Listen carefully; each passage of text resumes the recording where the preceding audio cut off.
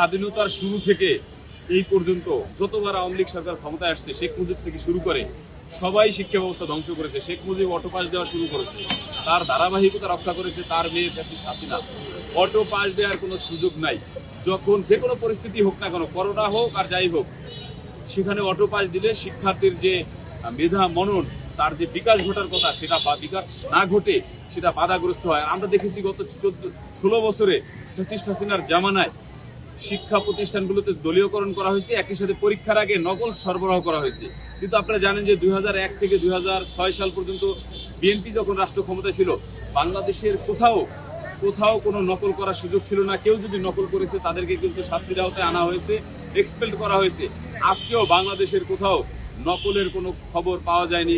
বাংলাদেশের মাননীয় শিক্ষামন্ত্রী তিনি ঘুরে বেরিয়েছেন, মাননীয় প্রধানমন্ত্রীর শিক্ষা উপদেষ্টা মাহাদি আমিন তিনি বাংলাদেশের বিভিন্ন শিক্ষা প্রতিষ্ঠানে মনিটরিং করছেন, ঘুরে বেরিয়েছেন, যাতে শিক্ষা প্রতিষ্ঠানে যাতে এই যে কোনো ধরনের নকল না হয়। শিক্ষার্থী লেখাপড়ার মাধ্যমে তাকে পাশ করতে হবে, এই নীতিতেই বিএনপি বিশ্বাস করে, বিএনপি সরকার বিশ্বাস করে। সুতরাং পাশ করতে হলে, ভালো রেজাল্ট করতে হলে তাদেরকে লেখাপড়া করতে হবে, লেখাপড়ার বিকল্প নাই। লেখাপড়া এবং লেখাপড়া, এর বাইরে পাশ করার কোনো সুযোগ নেই। ফ্যাসিস্ট হাসিনা বাংলাদেশের শিক্ষা ব্যবস্থা ধ্বংস করেছে, শিক্ষা জাতির মেরুদণ্ড, সেই মেরুদণ্ডকে ভেঙে দিয়েছে খুনি ফ্যাসিস্ট হাসিনা। সেজন্য বাংলাদেশের ছাত্র জনতার গণঅভ্যুত্থানে খুনি ফ্যাসিস্ট হাসিনা বাংলাদেশ থেকে পালিয়ে যেতে বাধ্য হয়েছে।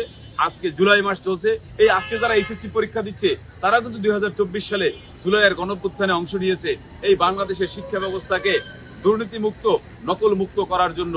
সুতরাং শিক্ষার্থীরাই তার ভবিষ্যৎ গড়ার জন্য নিজেকে এগিয়ে নিয়ে যাবে এবং বাংলাদেশ বিনির্মাণে ভূমিকা রাখবে। আপনারা জানেন যে কয়েকদিন আগেই চীনমৈত্রী সম্মেলনীতে বাংলাদেশের মাননীয় প্রধানমন্ত্রী জনাব তারেক রহমান শিশুদের স্কুল ক্লাস 8 থেকে ক্লাস 6 থেকে ইন্টারমিডিয়েট পর্যন্ত স্টার্ট আপ, ইনোভেটিভ আইডিয়া এবং সায়েন্স ফেয়ার, সায়েন্স প্রজেক্ট, এই মেলার আয়োজন করেছে। সেখানে বাংলাদেশের বিভিন্ন শিক্ষা প্রতিষ্ঠানের শিক্ষার্থীরা তাদের যে মেধা যোগ্যতা সেটা যাচাইয়ের সুযোগ পেয়েছে। অনেকেই কিন্তু সেখানে সুন্দরভাবে নিজেদেরকে উপস্থাপন করেছে, কেউ এআই দিয়ে বিভিন্ন প্রোগ্রাম করেছে, কেউ পরিবেশ নিয়ে প্রোগ্রাম করেছে। এভাবে বাংলাদেশের শিক্ষার্থীরা যাতে এগিয়ে যেতে পারে সেই পরিকল্পনা মাননীয় প্রধানমন্ত্রী রয়েছে এবং তিনি সেই লক্ষ্যে কাজ করে যাচ্ছেন।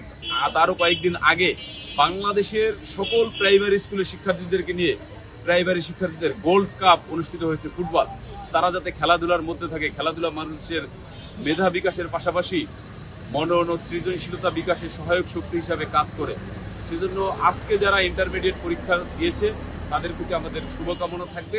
তারা যেন লেখাপড়ার মাধ্যমে এই দেশকে সেবা দিতে পারে। তারা কেউ ডাক্তার হবে, কেউ ইঞ্জিনিয়ার হবে, কেউ বিশেষ ক্যাডার হবে, কেউ আইনজীবী হবে, কেউ শিক্ষক হবে। যার যার জায়গা থেকে যেন তারা দেশের কল্যাণে এগিয়ে আসে।